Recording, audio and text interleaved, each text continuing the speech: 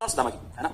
सो उसमें क्या था कि कृष्ण के घर पे एक, ये मतलब this story is personally very close to me also, मतलब जब जब ये स्टोरी सुनाता भी हूं ना तो मुझे एकदम गूज़बम्स ऐसी फीलिंग होती है, एकदम ही दीवाना जैसा। तो सुनो एक बार स्टोरी, बहुत बात। सो कृष्ण के घर पे कुछ ऋषि, कुछ भिक्षु भिक्षा लेने के लिए आए थे। सबको समझता है ना कि खाने का मांगने के लिए आए थे। तो ऋषि थे, तो कृष्ण की जो माताजी थी, कृष्ण भगवान की, घर पे कुछ था नहीं, सिर्फ थोड़े से चने थे, ठीक है। और वो चने कृष्ण की माताजी ने बना के रखे थे कि कृष्ण अभी बाहर जाएगा, बच्चा है, शाम को जाएगा, तो मैं उसके साथ दे दूंगी ताकि वो खा ले। तो उनके लिए चने रखे थे थोड़े से, और ऋषि आ गए।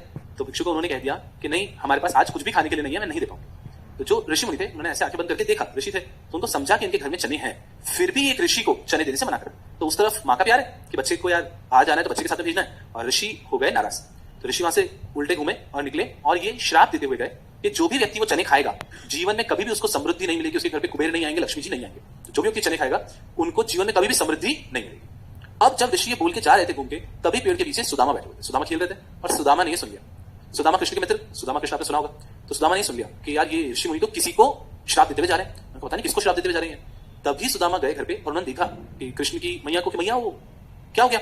तो जैसे ही वो गए तब तक उनकी माताजी को पता नहीं है कि श्राप दिया, सिर्फ सुदामा ने सुना है। सुदामा घर पे जाते हैं, जैसे सुदामा घर में एंटर होते हैं, कृष्ण की माताजी बोलते हैं, अरे सुदामा तो आ गया, तू और कृष्ण भी जाओगे ना, ये लो 2 पोटली चने, अभी तुम लोग जाओगे तो तुम लोग आराम से खा लेना इसको। अब सुदामा को समझ में आया कि ये तो वही चने जो चने को अभी अभी श्राप देके गए हैं, और यही चने मेरे हाथ में देते। अब सुदामा 1 मिनट के लिए सोचे कि इस चनों को मैं फेंक देता हूं, पर वो श्राप इतना पावरफुल माना जाता है कि अपन ने चनों को फेंक भी दिया और उससे अगर पेड़ उग गया, तो जिस भी व्यक्ति ने उस पेड़ का कोई भी फल या पत्ता खाया, वो व्यक्ति भी जीवन में कभी भी समृद्ध नहीं हो पाएगा, रिसोर्सफुल नहीं हो पाएगा, लक्ष्मी जी कुबेर जी कभी नहीं आएंगे।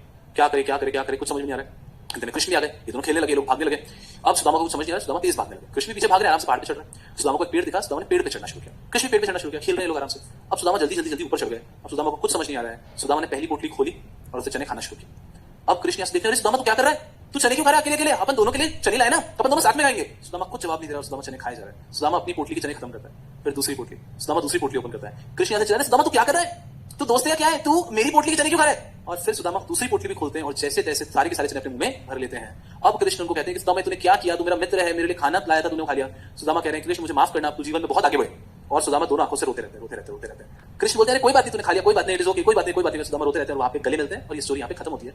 इस कारण से पूरे, आप कहीं महाभारत या कहीं भी इंस्टेंस देखोगे, सुदामा हमेशा गरीब है, सुदामा कभी अमीर नहीं हो पाए। गरीब मतलब बहुत ही दरिद्र है। ऐसा माना जाता है कि सुदामा साहब के घर पे एक दिन अगर वो खाना खाते थे तो अगले 2 दिन खाना नहीं खा पाते थे, ऐसा है। और उसकी एक लाइन भी बहुत पॉपुलर हुई थी, उस लाइन में ऐसा था कि सुदामा अपनी वाइफ को कहते हैं कि लोग तो महीने में 1-2 बार एकादशी का व्रत रखते हैं, अपन कितने किस्मत वाले हैं, अपन महीने में 20 दिन एकादशी का व्रत रखते हैं, क्योंकि 20 दिन अपने पास खाने के लिए होता ही नहीं। और ये स्थिति में सुदामा ने अपना पूरा जीवन गुजारा। तो ऐसा कहा जाता है कि कृष्ण को जो भी मिला, क्योंकि पूरा द्वारका उसके बाद में कृष्ण के पास तो बहुत ही ज्यादा चीजें मिली है, वो जो भी मिला वो कृष्ण का नहीं है, वो सुदामा का दिया हुआ है। क्योंकि अगर सुदामा उस दिन कृष्ण के पाती का वो सब नहीं खाता चने, तो ये रिसोर्सेज शायद सारे सुदामा के पास होते। ऐसा तो ये स्टोरी है। इससे हम आज के जमाने में क्या इन्फर कर सकते हैं कि लाइफ में हम भी कुछ चॉइसेस लेते हैं, हमें हमेशा अपने चॉइसेस पे खुश रहना चाहिए, इररिस्पेक्टिव। सुदामा जीवन भर अपने चॉइसेस पे खुश रहे, किसी स्टोरी में किसी में भी ऐसा वर्णन नहीं है कि सुदामा दुखी रहे। सुदामा गरीब रहे, लेकिन सुदामा कभी भी दुखी नहीं रहे, ये क्लियर है। और आप ये सोचते हैं ना कृष्ण तो कितने ताकतवर हो गए थे, वो सुदामा को दे सकते थे एक तो गांव वगैरह, नहीं, क्योंकि उसकी किस्मत में उन्होंने लिख लिया था कि नहीं, हम दरिद्र ही रहेंगे, कुछ मिल भी जाता तो वो जाने का। But at the end of the day जितना खुशहाल जीवन कृष्ण का निकला, उतना ही खुशहाल जीवन सुदामा का भी निकला। तो लाइफ में अपन कभी कभी कुछ ऐसे चॉइसेस करते हैं जिसके कारण परेशानी हो सकती है, but you should always be happy because वो चॉइसेस हमने की। तो हमारी की भी चॉइसेस है, ये सोचिए हमें हमेशा खुश रहना चाहिए। It could be anything. जो एक एग्जांपल मैं प्रोफेशनल के बच्चों को दिया था, इट कुड बी समथिंग कि कुछ बच्चे ऐसे होंगे जो लाइफ में